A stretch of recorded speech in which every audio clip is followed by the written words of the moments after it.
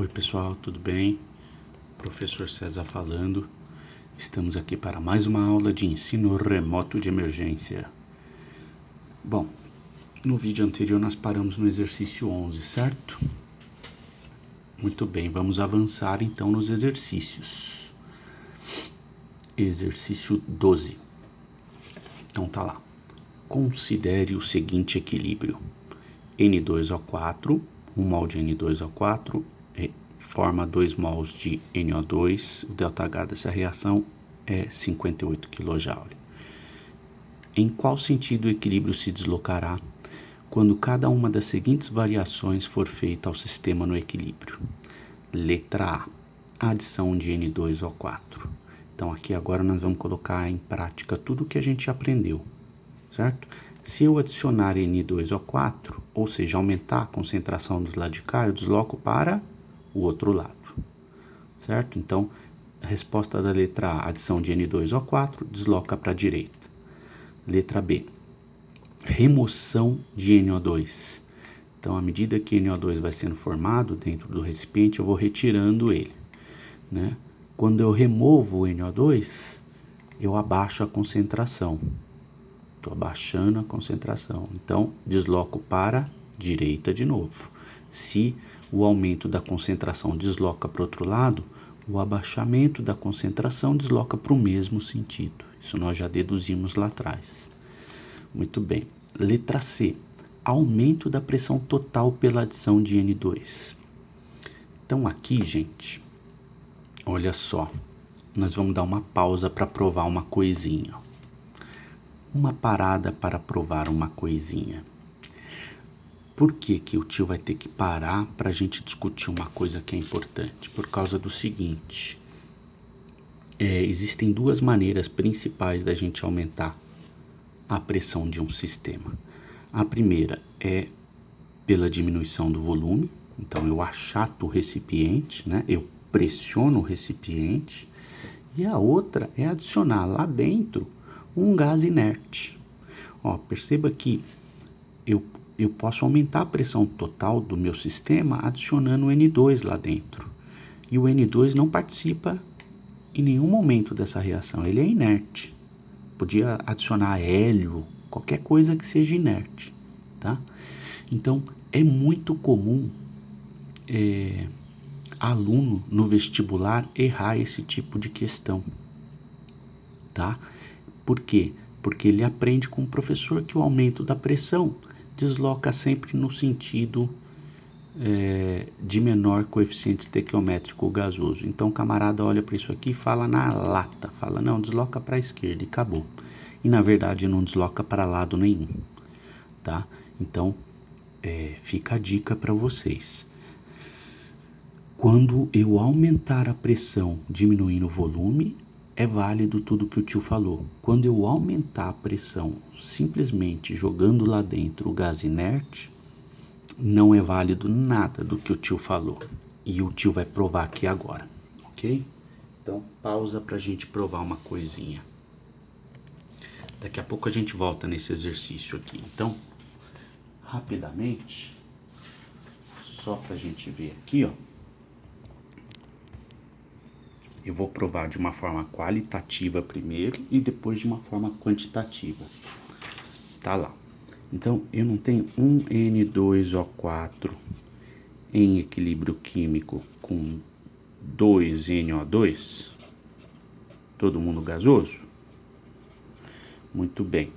Por que que quando eu aumento a pressão diminuindo o volume do recipiente, eu desloco para o lado esquerdo? Por causa do seguinte, quando eu olho para o KC, nós já usamos esse argumento, vou usar de novo. A constante de equilíbrio aqui, ó, é a concentração de NO2 elevado ao quadrado, dividido pela concentração de N2O4 elevado à primeira. Quando eu reduzo o volume pela metade, então o recipiente tinha 1 litro, foi para meio litro. Ou o recipiente tinha 2 litros, foi para 1 litro, né? O que acontece com ambas as concentrações? É como se elas fossem multiplicadas por 2. né? E aí quando eu multiplico essa concentração por 2, essa concentração é elevada ao quadrado. E aí eu desloco, né? Eu altero o número da constante de equilíbrio. Ou seja, eu perturbo efetivamente o equilíbrio porque eu alterei a constante, né? Aquela razão ideal foi alterada. Ó que legal. Ó, aqui dobrou, aqui aumentou em 4 vezes o número de cima e aqui só aumentou em 2 vezes, porque o 2 é elevado a 1. Então, o que a natureza vai dar como resposta? Como houve um aumento disso aqui em relação a isso, a natureza vai dar como resposta a diminuição dessa concentração e o aumento dessa. Então, vai deslocar para cá, ó, né? No sentido de formar mais N2O4, ó. Ou seja, eu vou deslocar para o lado de menor coeficiente estequiométrico gasoso. Certo? Isso quando eu estou diminuindo o volume. Agora, quando eu simplesmente injeto dentro do recipiente, ó, vamos pensar, eu tenho um recipiente onde esses gases estão em equilíbrio e o equilíbrio é de 8 atmosferas, né?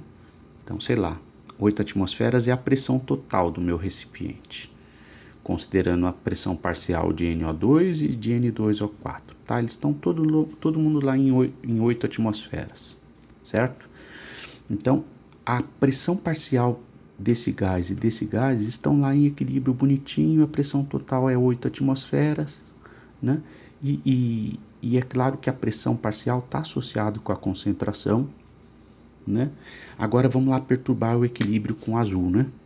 Vamos botar mais 2 atmosferas de pressão com gás inerte, tipo hélio, né?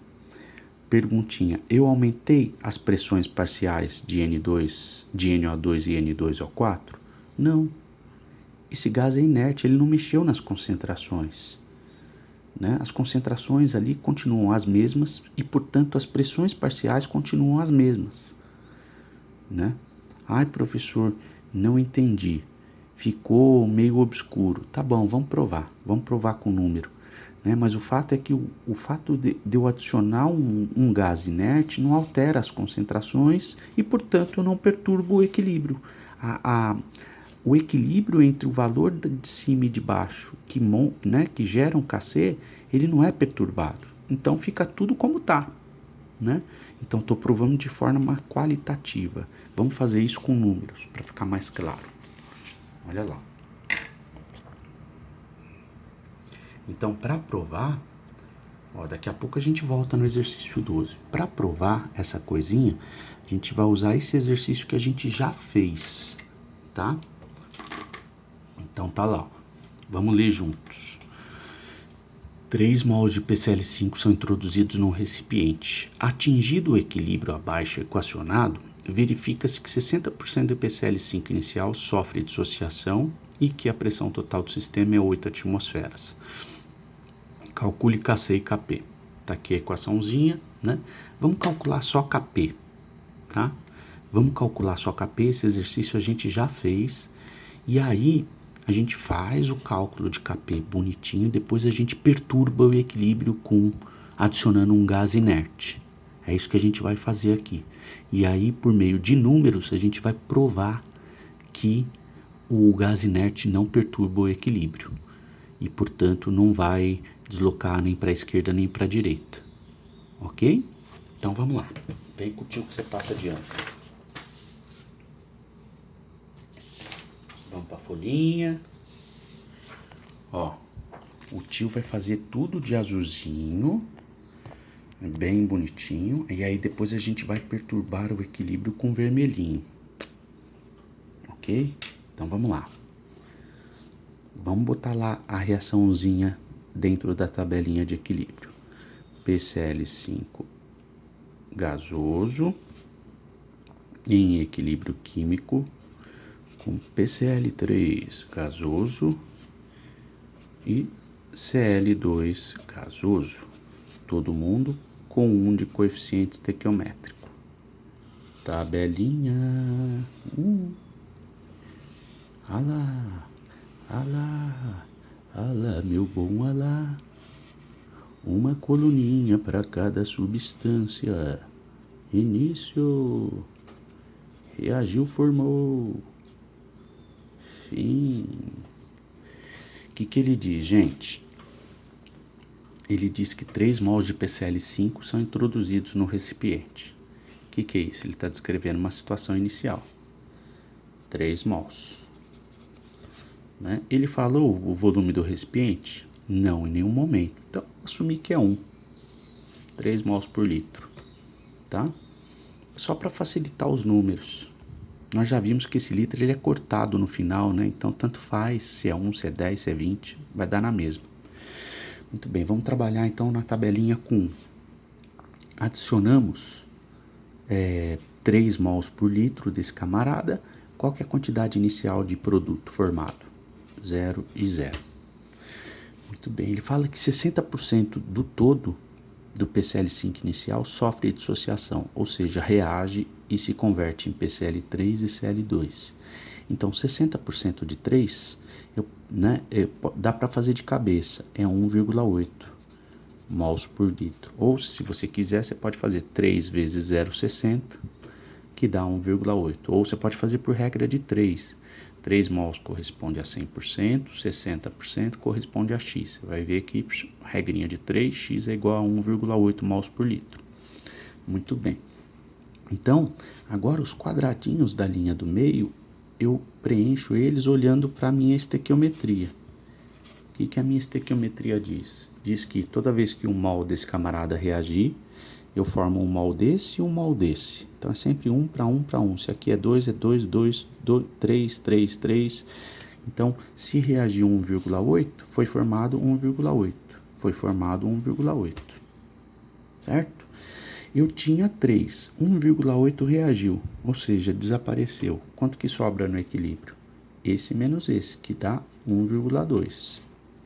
Eu tinha nada, foi formado 1,8. Quanto que eu tenho no final? 1,8. Aqui é a mesma coisa, 1,8. Certo? Muito bem.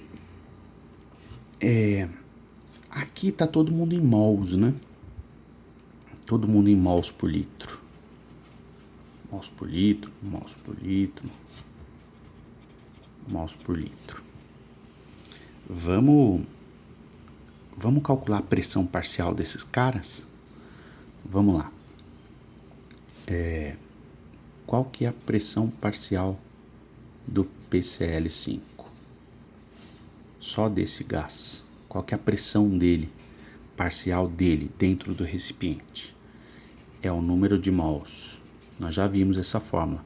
Dele, né? Do gás, dividido pelo número de mols total, vezes a pressão total do sistema. Certo? Muito bem, dá para calcular isso. Como é que fica a pressão parcial de PCl5? O número de mols desse gás, do PCl5, é 1,2 no equilíbrio. Então, perceba, está todo mundo em equilíbrio. Então, o número de mols do gás é 1,2. Dividido. O número de mols total, eu preciso somar, né? O número de mols total dentro do recipiente.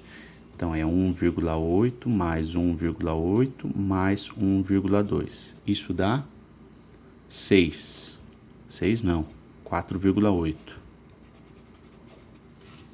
4,8 mols.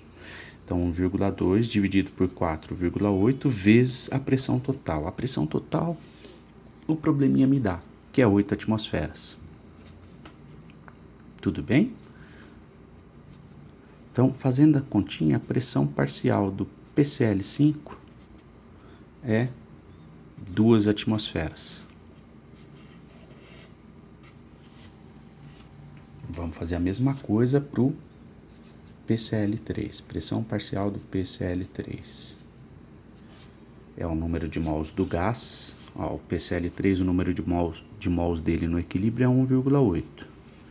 Dividido pelo número total, que é 4,8, vezes a pressão total, que é 8. né? Esse 1,8 dividido por 4,8 me dá a fração total de gases ali, multiplicado pela pressão total, me dá a pressão parcial, né? Então, a pressão parcial de PCl3 é igual a 3 atmosferas. Certo? Quando eu faço essa continha, dá 3. Qual que é a pressão parcial do Cl2? Como aqui o número de mols é igual, a conta é a mesma, né? Ó, vai dar 1,8 mols dividido pela quantidade total de mols, que é 4,8, vezes a pressão total, que é 8. Pressão parcial de Cl2 é 3 atmosferas. Legal. Agora, o que a gente vai fazer? A gente vai calcular Kp, que é a constante de equilíbrio para essa reação numa situação de equilíbrio. Kp genérico é igual à pressão parcial do PCl3 elevado ao coeficiente estequiométrico, que é 1, vezes a pressão parcial de Cl2, que é elevado à primeira potência, dividido pela pressão parcial do PCl5 elevado à primeira potência, certo? Vamos inserir as pressões parciais para calcular Kp? Como é que vai ficar? Pressão parcial de PCl3 aí, ó, é 3 elevado à primeira, vezes a pressão parcial de Cl2 é 3 elevado à primeira, dividido pela pressão parcial de PCl5 é 2 elevado à primeira. 3 vezes 3, 9, dividido por 2, 4,5. Então, perceba que Kp é 4,5, gente. 4,5 representa a razão entre esses caras no equilíbrio. 4,5, então, é o número do equilíbrio, é o número mágico dessa reação. A natureza sempre vai buscar 4,5, né? Ela sempre tenta se compensar para buscar 4,5 de razão a essa temperatura, obviamente. Mudou a temperatura, muda a constante de equilíbrio, como nós já comentamos lá atrás. A temperatura é o único fator que muda essa constante.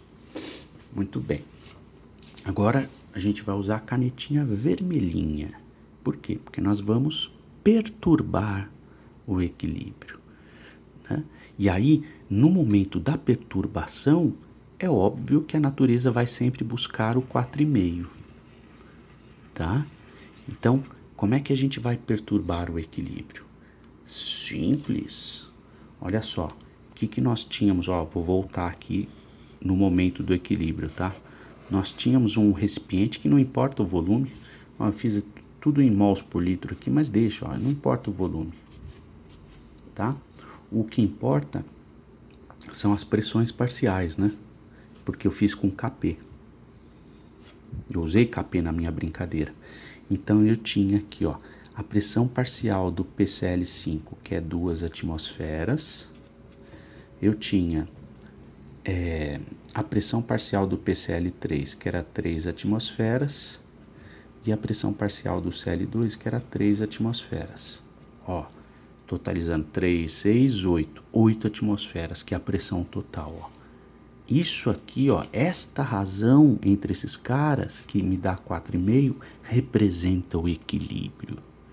Ó, tá tudo bonitinho, tá? Aí, o que é que a gente vai fazer, gente? Ó, a gente vai perturbar esse equilíbrio. Como? Nós vamos jogar 1,2 mols de um gás inerte, de um gás que não vai participar dessa reação. Pode ser qualquer gás, pode ser N2, pode ser hélio, eu vou usar hélio, tá? Pode ser argônio, tá? Vou usar hélio. Eu vou colocar 1,2 mols. É de propósito 1,2, né? Porque ele vai me gerar números inteiros aqui, ó. Então, quando eu jogo 1,2 mols, eu tinha a minha fração, né? Eu tinha 4,8 mols de total de número de mols de gases. Isso vai aumentar com mais 1,2 mols. Então, eu não tenho mais 4,8 mols de número de mols total. Eu passo a ter 6 mols de número total de mols de gases ali dentro do meu recipiente. Tá? Então, eu passo a ter uma outra pressão total. É claro, né? Eu estou aumentando a quantidade de gases aqui, está aumentando a pressão total do meu sistema. Então, vamos fazer esse cálculo. Ó, tô perturbando tudo com vermelhinho, tá? Aí eu tenho que redimensionar os números. Então, vamos lá. Eu tinha 4,8 mols dentro desse meu recipiente, gerava uma pressão de 8 atmosferas. Agora eu não tenho mais 4,8 mols, eu tenho 6 mols de gases. Isso vai me gerar uma pressão de X atmosferas. Quando eu faço essa regrinha de 3, eu acho que X é igual a 10 atmosferas. Olha lá, então eu tenho uma nova pressão de 10 atmosferas. Tá? Muito bem. Então, eu tenho uma nova pressão total. Aí, olha só que legal, né? A gente pode recalcular as pressões parciais dos gases. Por que a gente pode fazer isso? Porque você pode achar, professor, se aumentou a pressão, as pressões parciais, todas elas foram alteradas. Então, será se foram mesmo? Vamos testar isso nas fórmulas. Olha, antes da perturbação, a pressão parcial de PCl5 era 2, porque 1,2 dividido por 4,8 vezes 8 foi para 2. Só que essas pressões mudaram, né? Ó, o 8 mudou, não é mais 8 a pressão total, é 10. O total de mols não é mais 4,8, é 6. Então vamos fazer isso aqui, ó.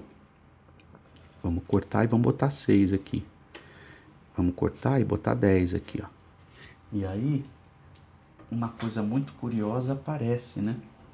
Eu vou pegar aqui a calculadora só para checar o número. Mas uma coisa muito curiosa aparece. Por quê?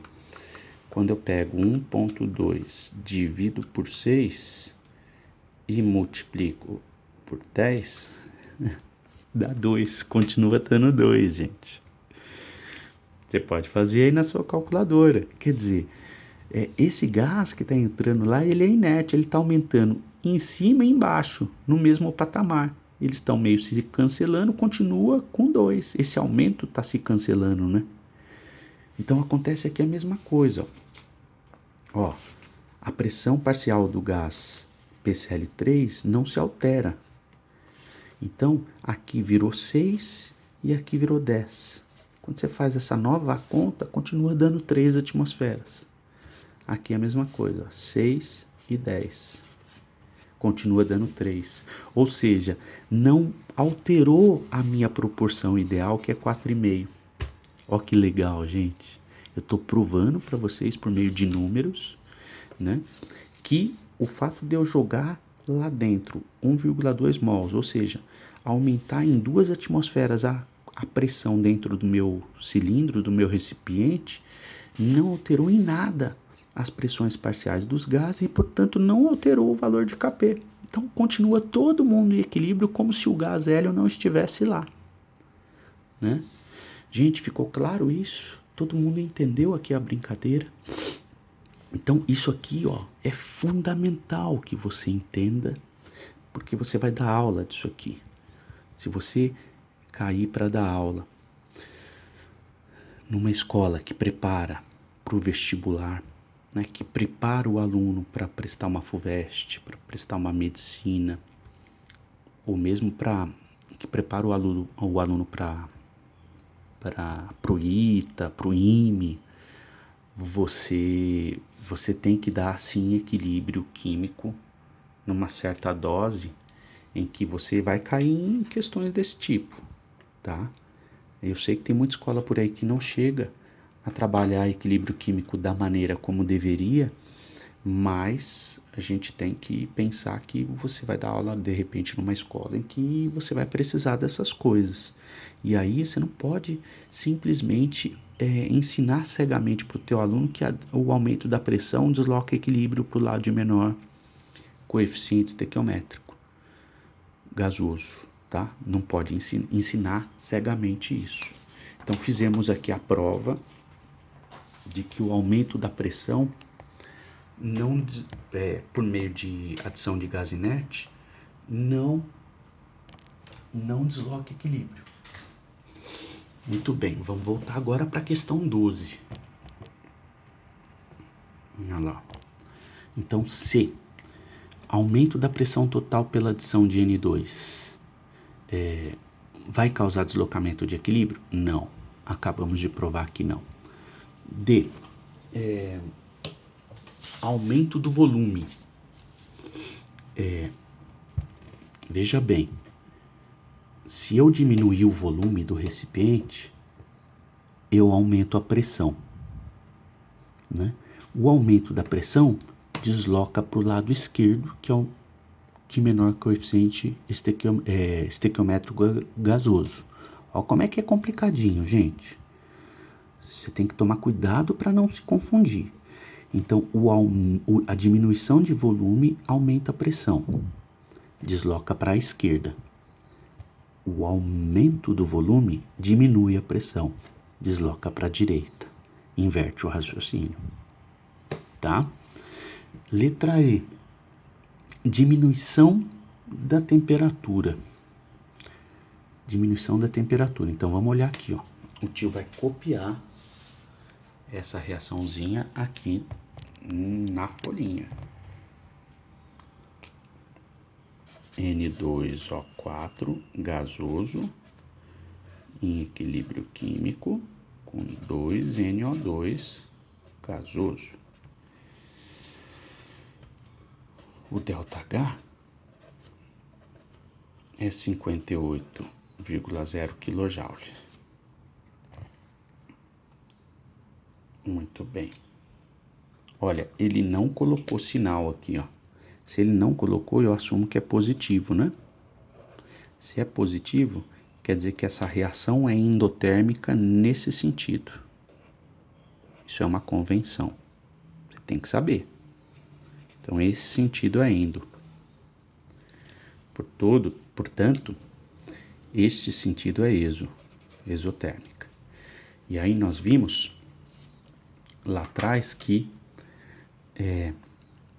o aumento da temperatura desloca sempre no sentido endotérmico. Então, o aumento da temperatura desloca para a direita. Só que lá no exercício ele pede diminuição da temperatura. Então, diminuição da temperatura desloca para a esquerda. Então, tá dada a resposta. Desloca para a esquerda. Gente, é confuso essas questões, hein? Essas questões são muito confusas. Então, tomem cuidado. Muito bem. Eu vou, como tá dando 29 minutos, eu vou parando o vídeo por aqui, né? Nós já fizemos o exercício 12, nós vamos pro 13, pro 14, pro 15, nós vamos tocando os exercícios, porque a gente precisa treinar, né? Tá? Equilíbrio, deslocamento de equilíbrio, é preciso que você treine, tá? Beijo, beijo, vou ficando por aqui.